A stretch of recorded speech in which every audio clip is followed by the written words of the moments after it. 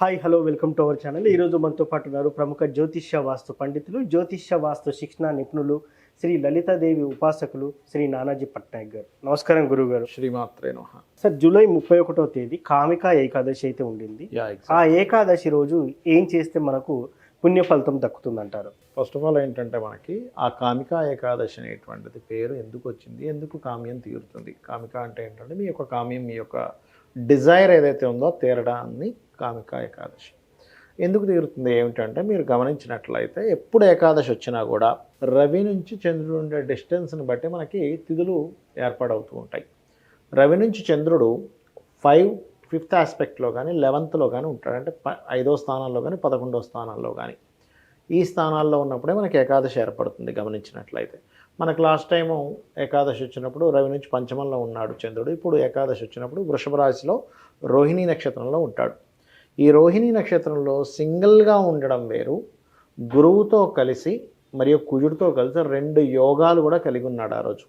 ఒకటి గజకేసరి యోగంలో ఉన్నాడు ఆ రోజు చంద్రుడు, రెండవది చంద్రమంగళ యోగంలో ఉన్నాడు. అంటే కామికా ఏకాదశితో పాటు గజకేసరి చంద్రమంగళ యోగము ఆత్మకారకుడైన రవి కర్కాటక రాశిలో ఉండగా 11వ స్థానం ఈ యొక్క కాంబినేషన్ ఏర్పడింది. ఎప్పుడైనా సరే ప్లాంటరీ పొజిషన్స్ కనుక ఒక మంచి పొజిషన్లోకి వెళ్ళినప్పుడు మనం చేసే ప్రయత్నం పాజిటివ్గా ఫలిస్తుంది. దీనికి మనకి చాలా విషయాలు మనకి రామాయణ మహాభారతాల్లో కనుక చూసుకున్నట్లయితే భీష్ముడు కానీ మనకి రకరకాల క్యారెక్టర్స్ ఆకాశంలో ఉండేటువంటి గ్రహాల యొక్క స్థితిని చూపిస్తూ మాట్లాడిన సన్నివేశాలు కొన్ని ఉంటాయి. గ్రహాలని పాపకత్తిరిలో ఉన్నాయి, శుభకత్తిరిలో ఉన్నాయి, ఇటువైపు ప్రయాణం చేస్తున్నాయి కాబట్టి ఇప్పుడు ఒక మంచి శుభసూచన కలగనుంది, ఇలాంటి నిమిత్తాలు ఇలా కనబడుతున్నాయి, అగ్నిహోత్రాలు సడన్గా ఉన్నట్టుండి జ్వలనం అనేటువంటిది పెరిగింది, నక్కలు అరుపులు వినిపిస్తున్నాయి, ఇట్లాంటివి ఉంటాయి మనకి రామాయణ మహాభారతాల్లో చూసినట్లయితే. అప్పుడు ఏమిటంటే ఒక శుభశకునాన్ని ఒక అశుభశకునాన్ని వాళ్ళు ముందుగా కనిపెట్టి ఇక్కడ ఏదో జరగబోతుంది మీకు. ఎందుకంటే మహాభారతంలో కూడా ద్రౌపదిని ఆ యొక్క సభకు తీసుకొచ్చి వస్త్ర సంబంధించినటువంటిది అటువంటి చర్య చేసినప్పుడు ఏమవుతుందంటే అప్పుడు కొన్ని దుశ్శకునాలు కనిపిస్తాయి. కనబడ్డప్పుడు చెప్పినప్పుడు బాబా ఇదేదో కొంపములికి ఎలా ఉందని మళ్ళీ 2 వరాలు ఇచ్చి వాళ్ళకి వచ్చేలా చేస్తాడు ధృతరాష్ట్రుడు. అలా ఏంటంటే ఎప్పుడైనా శుభగ్రహ సంబంధాలు ఏర్పడినప్పుడు కొన్ని ఏకాదశులు వచ్చినప్పుడు, కొన్ని తిథులు లేకపోతే కొన్ని యోగాలు ఏర్పడినప్పుడు ఆ రోజు చేసేటువంటి పూజా ఫలితము మీకు ఆ రోజు కంటే కూడా 1 కోటి రెట్లు ఫలితం వచ్చేలా ఉంటుంది. ఇప్పుడు కామ్యంగా మనం సహజంగా ఏం చేస్తాం, కామ్యంతో మనం ఏదైనా ఒక పూజ చేస్తాం. ఉండాలి మనిషికి, కామ్యం లేకపోతే చప్పగా ఉంటుంది లైఫ్ అనేది. అయితే మీరు ఏదైనా పూజ చేసినప్పుడు భగవంతుడికి ఆ ఫలితాన్ని పరమేశ్వర ప్రీత్యర్థం అంటారు. అంటే పరమేశ్వరుడు ప్రీత్యర్థం కోసం నేను చేశానని అతనికి ఇచ్చేస్తే అతను మనకేం కావాలో మనకి ఇస్తాడు. ఆ రకంగా ఏకాదశి నాడు ముఖ్యంగా ఏకాదశికి ఏంటంటే ఉపవాసం చాలా ముఖ్యమైనటువంటి అంశం.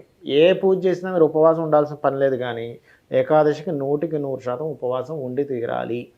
అయితే దీనికి ఎగ్జామ్షన్ ఏంటి, చిన్నపిల్లలు అక్కర్లేదు, చదువుకునే పిల్లలు అక్కర్లేదు, ముసలి వాళ్ళు అవసరం లేదు, రోగస్తులు అక్కర్లేదు, రోగగ్రస్తులు ఉన్నారు ఉండక్కర్లేదు, ముసలి వాళ్ళు ఉండక్కర్లేదు, ఏజ్డ్ పర్సన్స్ 60-70 ఏళ్ళు ఉంటాయి వాళ్ళు ఉండకూడదు. ఎందుకంటే వాళ్ళకి డైజెషను అనవసరం ఇబ్బంది ఎందుకు అట్లా అనమాట.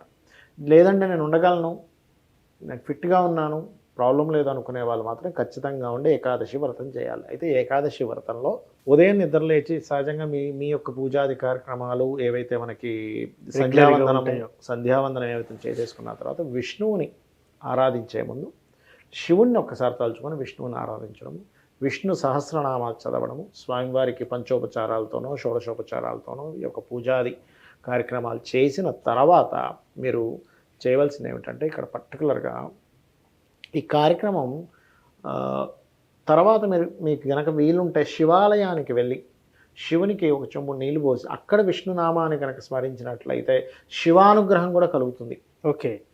శివానుగ్రహం కూడా కలుగుతుంది. అయితే ఈ ఏకాదశి పఠించడం వల్ల ఏమిటండి అసలైన బెనిఫిట్ అంటే, మీరు ఎప్పటి నుంచో కొన్ని డిజైర్స్ ఉంటాయి, ఎంతో ప్రయత్నం చేస్తుంటారు ఒక ప్రాజెక్ట్ గురించనో, లేకపోతే ఒక బిజినెస్ గురించనో, లేకపోతే జాబ్లో ప్రమోషన్స్ అనో, లేకపోతే లైఫ్లో ఎదగలేకపోతున్నాం అంటుంటారు చూసారు, లేదా బోల్డ్ అప్పులు పాలైపోతాయి, అప్పులు తీరడంనో, ఇటువంటివన్నిటికీ కూడా ఈ శుభగ్రహాలు ఏవైతే అంటే ఇక్కడ యోగం కలిగిన గ్రహాలు, శుభగ్రహం వేరు, పాపగ్రహం వేరు, యోగం కలిగిన గ్రహం వేరు, అవయోగాన్ని కలిగించే గ్రహం వేరు. ఇక్కడ మనకి జన్మజాతకంలో కూడా ఇక్కడ ఏం చేస్తామంటే ఇక్కడ అవయోగం కలిగించేటువంటి గ్రహస్థితి ఏమైనా వచ్చిందా, శుభగ్రహ స్థితి ఏమైనా వచ్చిందా, పాపగ్రహ స్థితి ఏమైనా వచ్చిందా అనేటువంటిది ఒక క్యాలిక్యులేషన్ చేసుకుంటాం. ఆ రకంగా చూసుకుంటే ఏంటంటే ఇక్కడ శుభగ్రహ స్థితి అది కూడా యోగాన్ని కలిగించే స్థితి, పంచమ స్థానాన్ని చూస్తుంది కాబట్టి ఆరోగ్యానికి ఆరోగ్యం. ఎందుకంటే దీని మీద పిహెచ్డి చేసిన వాళ్ళకి ఒక అతనికి మనకి జపాన్లో అవార్డు కూడా వచ్చింది. ఓకే. మనకి చుట్టుపక్కల మన జీవితంలో మన చుట్టుపక్కల జరిగిన ఒక సంఘటన కూడా చెప్తాను మీకు, అంటే ఇది సందర్భం వచ్చింది కాబట్టి. ఇట్లాగే ఏకాదశి స్థానంలో శుభగ్రహాలు ఉన్నప్పుడు చంద్రుడితో సహా గ్రహాలు ఉండడం వేరు, అది కూడా చంద్రుడికి అక్కడ ఉచ్చస్థితిలో ఉన్నప్పుడు, ఇది కొన్ని సంవత్సరాల క్రితం జరిగిన విషయం. అతని లైఫ్లో ఏంటంటే ఏం చేసినా సక్సెస్ అయ్యేది కాదండి. అసలు ఏ బిజినెస్ పెట్టినా సక్సెస్ అయ్యేది కాదు, ఏ ఉద్యోగానికి వెళ్ళినా సక్సెస్ అయ్యేది కాదు. ఎందుకు అలా అవుతుంది ఎవరి జన్మ జాతకంలో అంటే దారిద్ర స్థానము అంటారు. దారిద్ర స్థానం కానీ పూర్వజన్మ కర్మస్థానం కానీ బాగా పాడైపోయింది అనుకోండి, అదేమైపోతుందంటే వాళ్ళు ఏం చేసినా కలిసి రాదు. అది ఎంతో మంచి యోగం ఉన్న సమయంలో మీరు పూజ చేస్తే తప్పితే అది పోవడము, నార్మల్ టైంలో అయితే రాదు అది.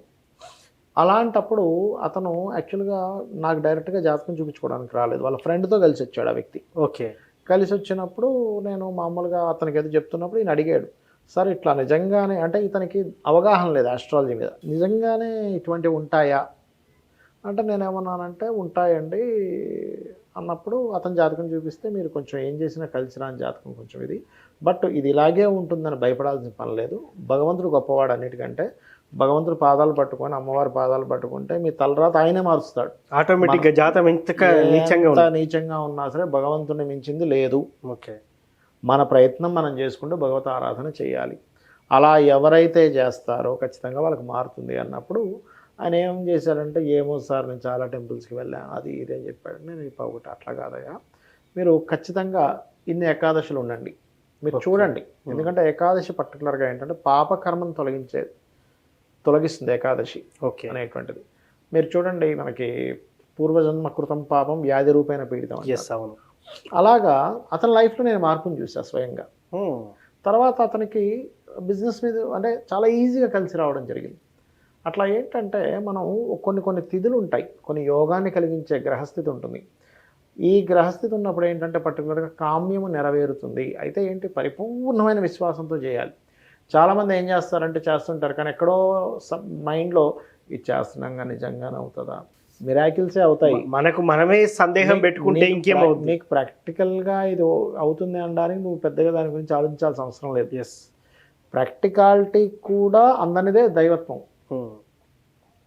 నువ్వు ఏదైతే ఊహించుకుంటావో ఇది జరగదనుకుంటే జరుగుతూనే దైవత్వం అది. కాబట్టి ఏంటంటే ఏకాదశి అన్ని ఏకాదశుల కంటే చాలా గొప్పది. గ్రహస్థితులు అట్లా చక్కగా ఉన్నాయి కాబట్టి ధైర్యాన్ని ఇచ్చే కుజుడు, మనసుని స్థిమితంగా ఉండేటువంటి చంద్రుడు, గురుబలాన్ని ఇచ్చే గురువు కూడా ఏకాదశంలో రవినించి ఉంటున్నారు. కాబట్టి ముఖ్యంగా గురుహోరలో కానీ చంద్రహోరలో కానీ కుజహోరలో కానీ చేస్తే ఇంకా ఎక్కువ ఫలితం వస్తుంది పూజ. సార్ ఇంకో సందేహం, మీరు చంద్రయుగం గజకేసరి యుగం అన్నారు కదా, ఇది రాసులకి ఏమన్నా బెనిఫిట్ అయ్యే అవకాశం ఉందా సార్? రాసుల కంటే ఒకటండి, కర్కాటకం వారికి లాభంలో ఉంటాడు. ఓకే. సో కర్కాటకం వారికి మంచి యోగం ఇస్తుంది ఇది. కర్కాటకము, సింహము, అదేవిధంగా మేషము, వీరికి కాస్త ఎక్కువ బెనిఫిట్ ఉంటుంది. అంటే ఇది రాసుల పరంగా కొంత బెనిఫిట్ ఉంటుంది, బట్ మిగతా వాళ్ళకు కూడా ఈ పూజ కంప్లీట్గా మెయిన్గా మంచి బెనిఫిట్ ఇస్తుంది. అలాగే ఈ రోజంతా కూడా ఏకాదశి రోజంతా కూడా ఓం నమో నారాయణాయ లేదంటే రాముని యొక్క నామమైనా సరే చేసుకుంటే మంచిది ముఖ్యంగా, లేదా ఓం నమ శివాయ ఓం నమో నారాయణాయ సంపుటీకరణ చేసుకున్నా సరిపోతుంది. ఫలితం మాత్రం బ్రహ్మాండ. సహజంగా కూడా ఇప్పుడు విష్ణు సహస్రనామాలు చదువుకోవాలని చెప్తారు. విష్ణు సహస్రనామాలు పూర్తిగా రానివారు శ్రీరామనామ రామేతి రమే రామే మనోరమే సహస్రనామ తత్తుల్యం రామనామ వరాననే చేసుకోవచ్చు. సింపుల్. సో పూజ ఫలితాన్ని అయితే పొందవచ్చు, ఈ మంత్రం పొందవచ్చు. Thank you sir. Kamika Ekadashi గురించి చాలా చక్కగా చెప్పారు. Thank you. శ్రీమాత్రే నమః. చూశారు కదా, ఇది వాటి కార్యక్రమం. మరో కార్యక్రమంలో మళ్ళీ కలుద్దాం. Thank you.